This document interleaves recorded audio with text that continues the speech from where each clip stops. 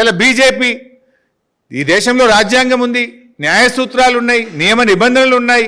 దాన్ని కాపాడాల్సిన బీజేపీ ఇలా కళ్ళు మూసుకొని తెలంగాణకు అన్యాయం చేస్తూ ఉంది.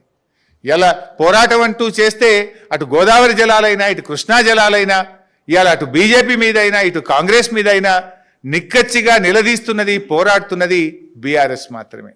ఎప్పటికప్పుడు కేంద్ర రాష్ట్ర ప్రభుత్వాలను గట్టిగా ప్రశ్నిస్తూ రాష్ట్ర హక్కుల కోసం నిజాయితీగా నిలబడుతున్న పార్టీ కూడా ఈరోజు బీఆర్ఎస్ పార్టీ. దీన్ని తెలంగాణ మేధావులు, తెలంగాణ ప్రజలు, తెలంగాణ మరి మంచి కోరుకునే వాళ్ళందరూ ఆలోచించాలి అని చెప్పి కూడా నేను ఈ సందర్భంగా విజ్ఞప్తి చేస్తున్నా. రేవంత్ రెడ్డి గారు, మరి మీరు నల్లమల పులా పిల్లా స్పందించండి. ఇప్పటికైనా సిఆర్ పాటిల్ రాసిన ఉత్తరం మీద మాట్లాడండి. ఈ అప్రైజల్ ఆగాలి, డిపిఆర్ ప్రిపరేషన్ ఆగాలి, రాష్ట్ర హక్కులు కాపాడాలి. వీళ్ళు ఒకవేళ కేంద్రం వినకపోతే సుప్రీంకోర్టుకైనా వెళ్ళండి, రాష్ట్రం యొక్క హక్కులు కాపాడండి. ఒకవేళ రేవంత్ రెడ్డి గారికి తెలంగాణ సోయి లేదు, పట్టింపు లేదు, ఆయనకు వేరే ఇంకేమైనా మంచి ఆలోచనలు ఉంటే మరి నీళ్ల మంత్రి ఉత్తమ్ కుమార్ రెడ్డో లేదా తెలంగాణ సోయి ఉన్న తెలంగాణ క్యాబినెట్లో ఉండే మంత్రులు మీరైనా స్పందించాలని చెప్పి మేము వారికి కూడా విజ్ఞప్తి చేస్తూ